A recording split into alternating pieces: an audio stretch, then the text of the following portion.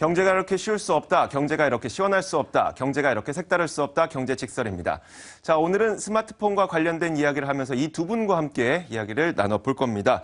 MTN 테크엠 도강호 기자와 최형욱 IT 칼럼니스트 모셨습니다. 어서 오세요. 안녕하세요. 네, 반갑습니다. 제가 잠시 후에 최형욱 칼럼니스트가 어떤 분인지 소개를 해드리도록 하겠고 일단 대주제부터 공개를 하도록 하겠습니다. 만나보시죠. 자, 오늘 저희가 준비한 주제 바로 이겁니다. 더 좋아진 스마트폰, 하지만 시장은 먼 곳으로.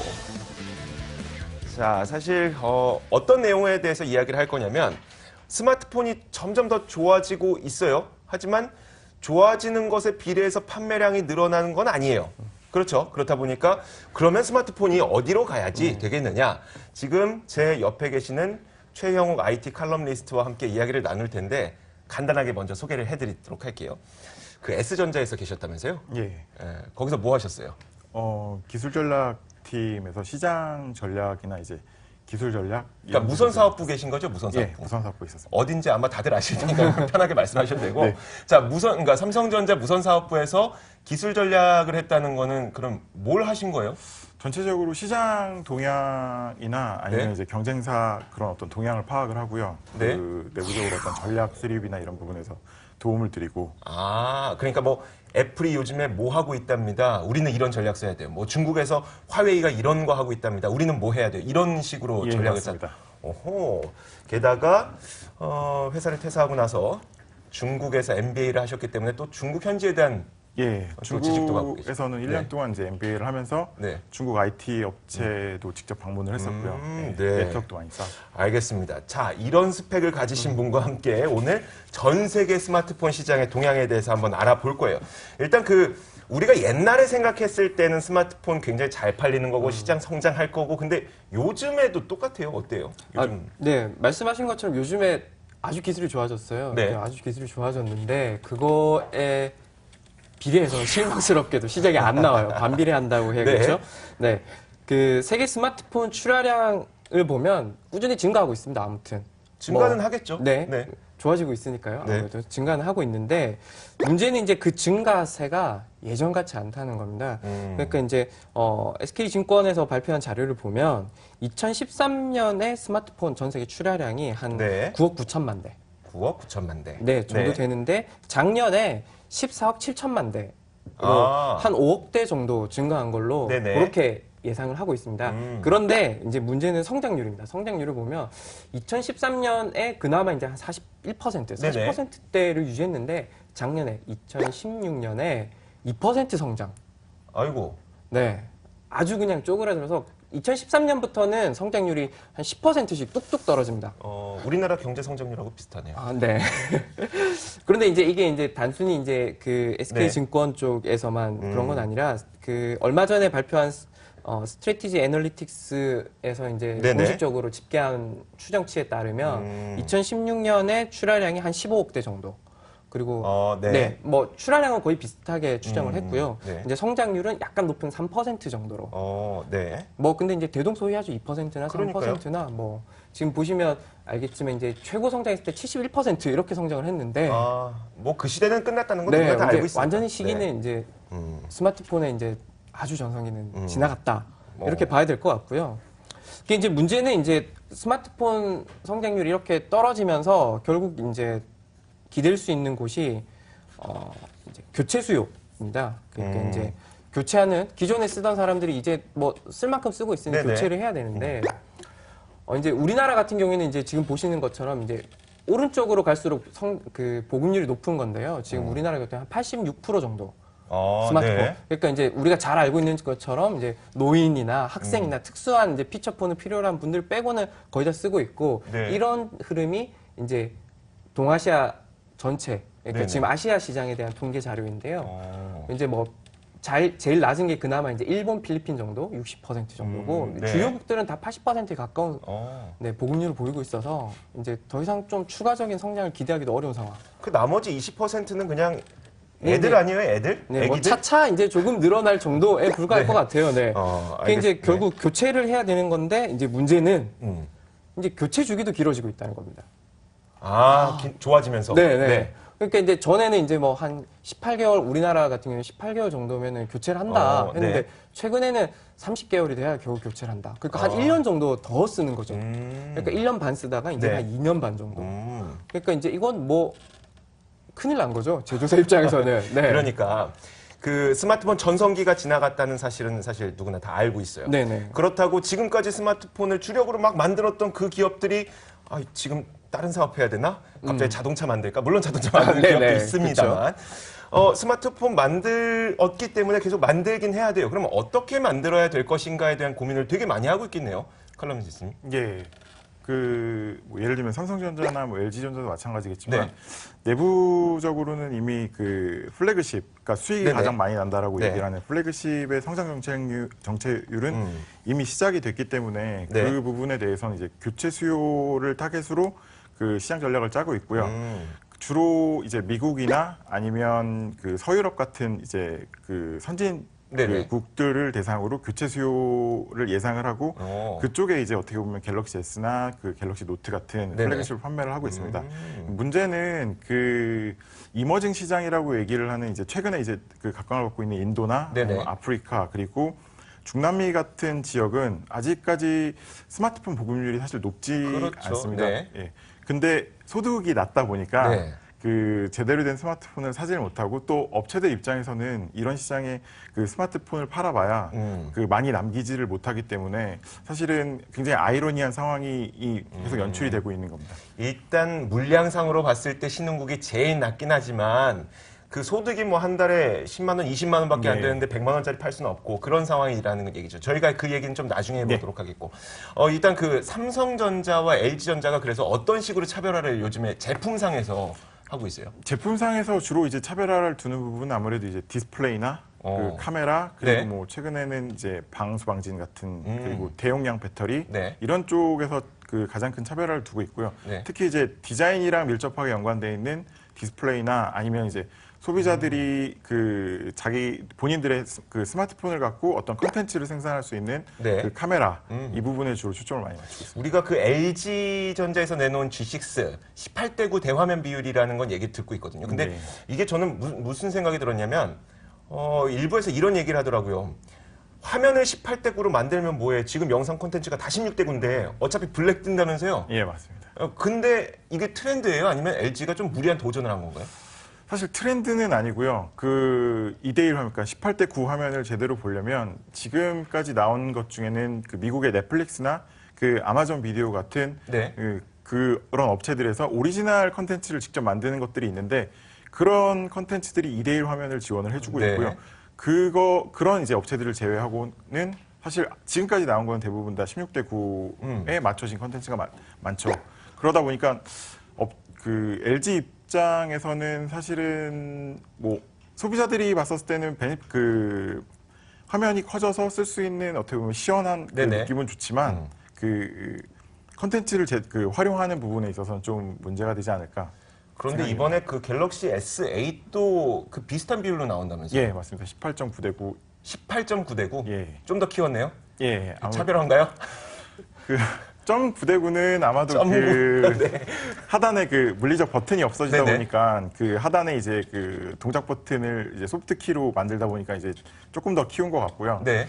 삼성전자 입장에서도 화면은 계속 키우고는 싶은데 그 앞전에 보면은 이제 노트나 갤럭시 S나 화면을 계속 키우면서 차별화를 했는데 그 5.7인치 이상 넘어가면 그 6인치가 넘어가게 되면 이제 사람들이 파지를 해서 한 손으로 쓰기가 굉장히 불편하거든요. 네. 근데 이제 화면은 늘려야 되겠고 네. 파지는 해야 되겠고 그러다 보니까 이제 그 2대1 화면. 뭔지 알겠어요. 네. 그러니까 스마트폰을 우리가 이렇게 세로로 들다 보니까 이게 넓어지면 이거 어떻게 잡아? 얘 두 손으로 잡아야 되나? 근데 대신 길게 네, 맞습니다. 길게 늘려보자.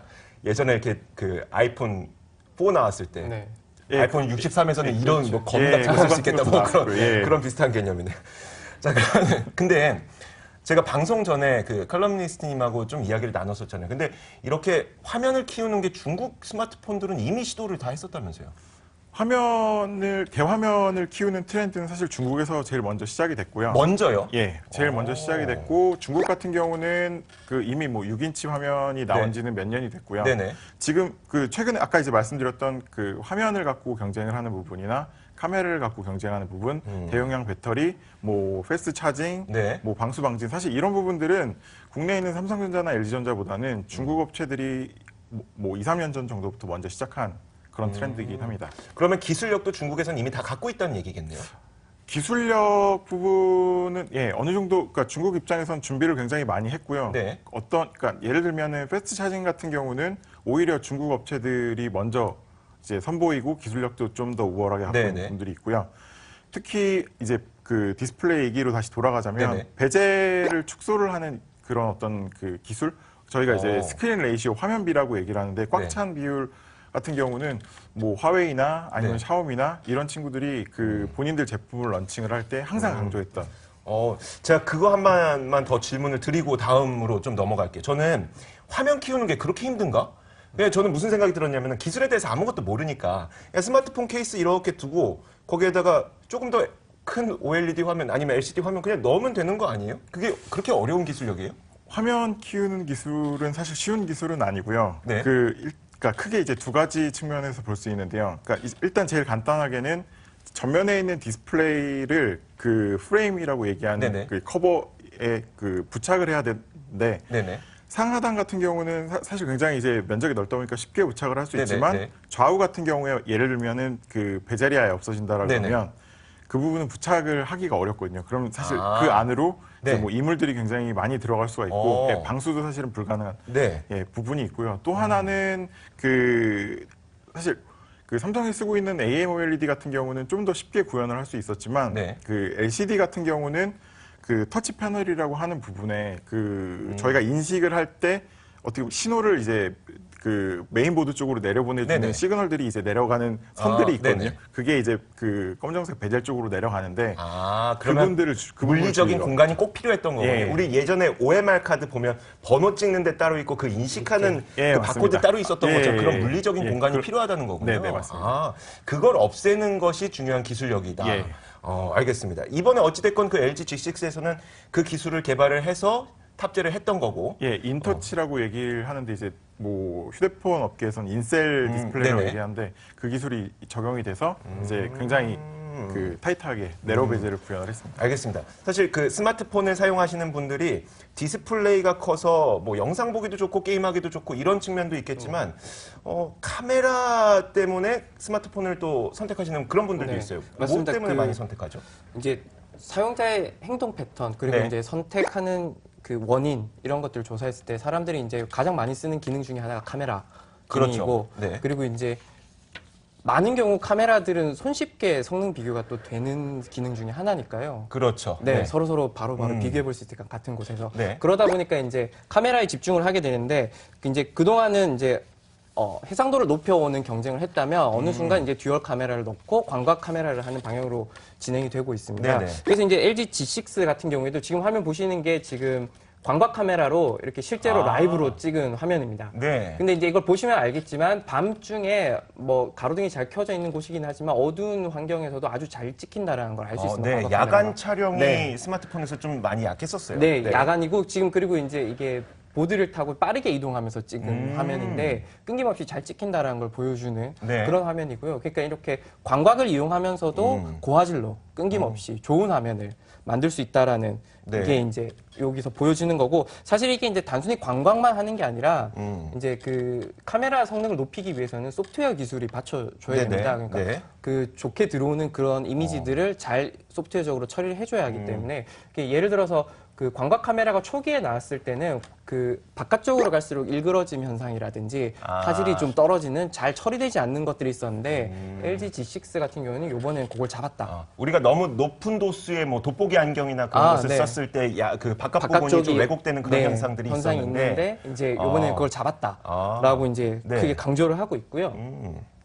뭐 이제 또 말씀해주신 것처럼 이런 흐름들이 이제 중국에서 먼저 시작이 됐는데 아무래도 이것도 중국에서 네, 시작해요? 카메라에서 좀 두각을 나타내는 곳 하면은 아무래도 화웨이를 꼽을 네. 수 있을 것 같습니다. 화웨이 같은 경우는 이제 그 카메라 기업으로 유명한 라이카, 독일의 라이카와 함께 네. 협력을 해서 P9 그 플래그십 카메라에서 라이카 기술과 함께 이제 고성능 카메라를 도입해서 아주 큰 인기를 끈.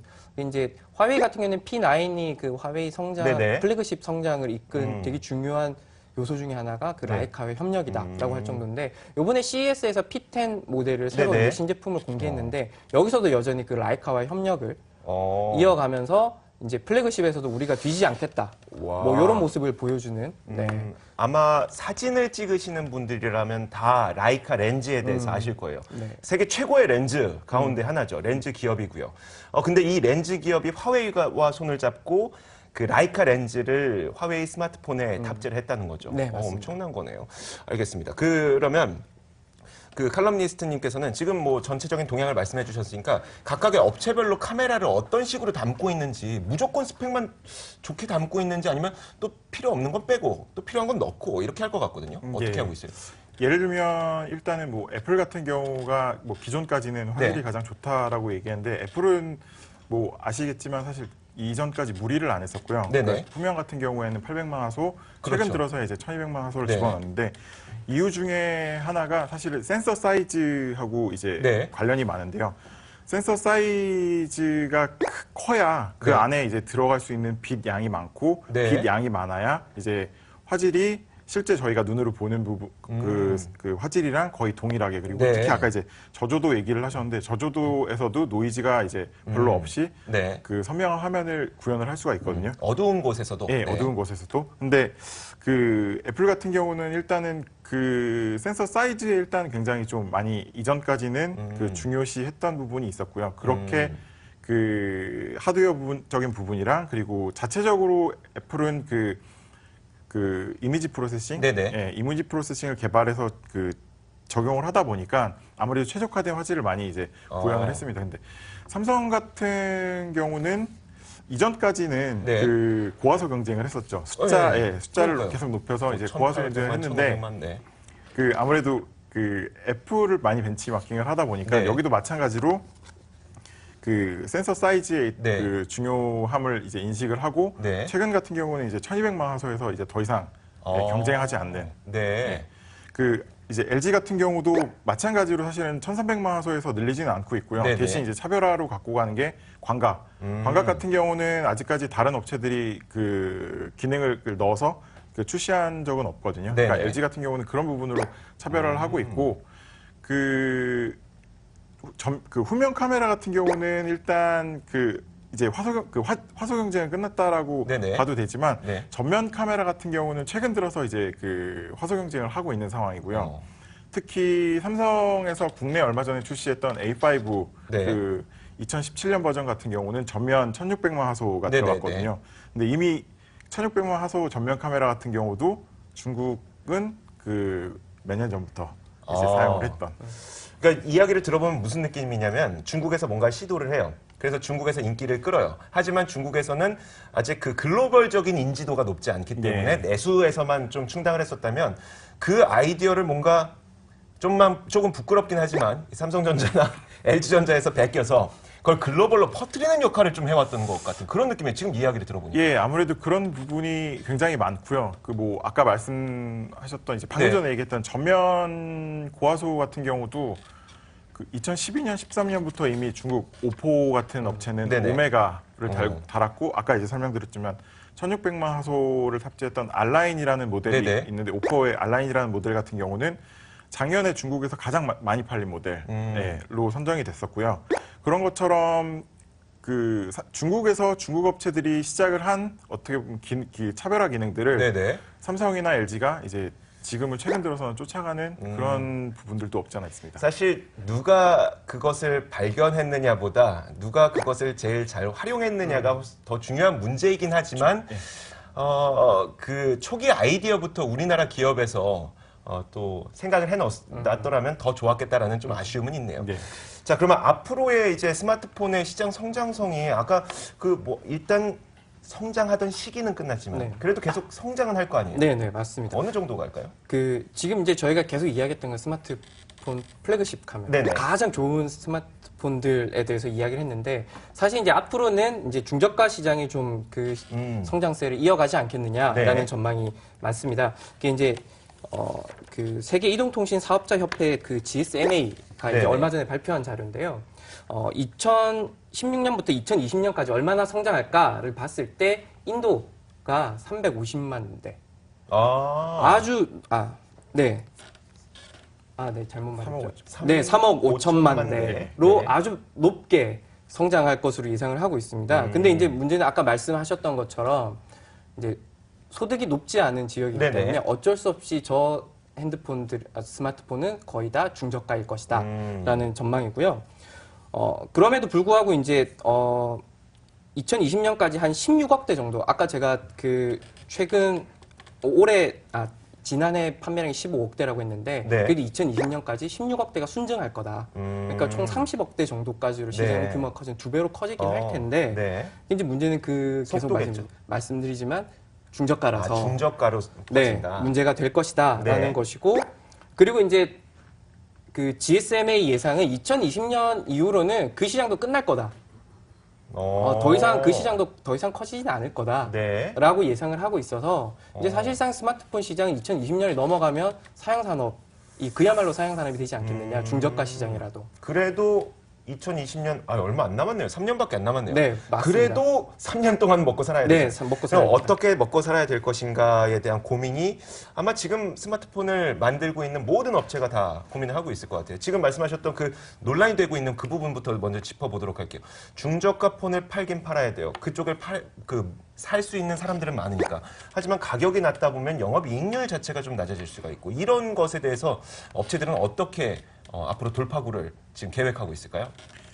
일단 국내 업체들 같은 경우는 이제 그 최적화 네네. 그리고 기존에 어떻게 보면은 그 칩셋 업체들이랑 음. 그 최적화된 패키지를 네. 사용을 해서 이제 제품을 출시를 하려고 하고 있고요. 아무래도 그 플래그십이 아니다 보니까 그런 부분 그 중저가 모델 같은 경우는 이제 사양 자체가 좀 떨어지는 그리고 이미 그러니까 부품 업체들 입장에서도 네네. 굉장히 이제 단가를 낮게 줄 수 있는 이제 그런 부품 위주로 해서 아마 이제 제품들을 많이 만들 거고요. 그 플래그십, 그러니까 지금 이제 삼성이나 애플 같은 경우도 대부분 이제 그 플래그십에서 수익을 많이 남기고 네. 중저가에서 나는 뭐 손해 내지는 저마진을 이제 보충하는 그런 이제 비즈니스 전략이 계속되지 않을까 사실 싶습니다.